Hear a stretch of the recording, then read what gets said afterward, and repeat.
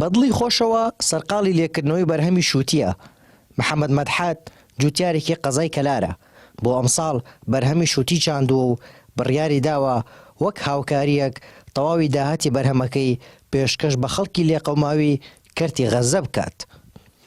من وەک چۆن ئەڵێ مارانگەستە ئازاری خەڵکی مارگەستە ئازانێ چکە ئێمە خۆمان لە وڵاتە لە وڵاتێکی پڕ لە مەئسات و معانات و تراژیدیا و خەمکە ڕاگواستن و ترس و بیمەی کە ئەلحەمدولای ئێستا ڕێویەتەوە و تا ڕادەیەک نەماوە هەست بە ئازار و ناڕەحەتیەکانی ئەهلی غەزەی شەکەین کە ئێستا لەو دۆخەی هەموو جارانن. بەڵام بەڕاستی دۆخەیەوان زۆر جیاوازترە، زۆر سەختترە. لەبەرەوە ئێمە لێرەوە هیچمان پێ ناکرێت بۆ دوورە خۆ ئەکرێ لە ڕێگەی ماڵ و لەگەر ڕێگەی سامانەوە بتوانین هاوکار و دەستباریان بین. لە ڕاستیە من ئەم سەمەر و ئەم بەرووبوومەی ئەم کشت و کاڵی کە پێشتر کردمانە گەنم و ئێستش کردومانتە شووتی سوپاس بەخوای گەورەمە بەرەکەتێک لەلایەن خوای گەورەوە خۆی ناردوێتی. ئەم جوتیارەی گەرمیان هەمانە و جوتیارەیە کە ئەمساڵ لە وەرزی دروێنەی گەنمدا وەک پاڵپشتێک بۆ خەڵکی خۆڕاگری غەزە لە ڕێی دەستگای خێرخوازی بەخشینەوە هەموو داهاتی گەنمی ئەم ساڵی نارد بۆ غەزە. ئەو داوا لە خێرخوازان دەکات هەر چۆنێک پێیان دەکرێت پاڵپشتی لە خەڵکی غەزە بکەن.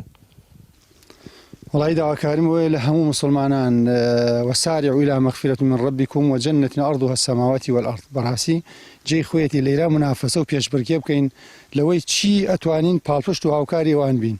ئیتر خوا ئەگەرکرێ بە قسەی خێر و بە سلم و بەوانە ئەوە چاکە، ئەگەر ناکرێ و ئێستا گیرۆدەی خەڵکانێکی زلهێزی حوت ئاسا و گورگ ئاسا بەربوونەتە جەستەی غەزە جێی خۆیەتی ئێمەش وەکو مسلمانان ئیتر سەفەکانمان بدەینە یەک ئیتر ئەوەنە خۆمان مەشغوڵ نەکەین بە شتی لاوەکیوە جێ ئەوەیە دڵی مسلمانان خۆشکەین، دڵی ئەو مەزلومانە خۆشکەین لێرەوە جارێکی تر سەلاحەدین ئاسا هەوڵ بدەین بۆ ڕزگارکردنیان.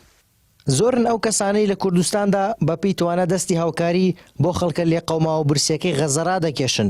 نمونەش ئەم جوتیارەی گەرمیانە کە کۆی داهاتی بەرهەمی گەنم و شووتیەکەی ئەم ساڵی بەخشی بە غەزە.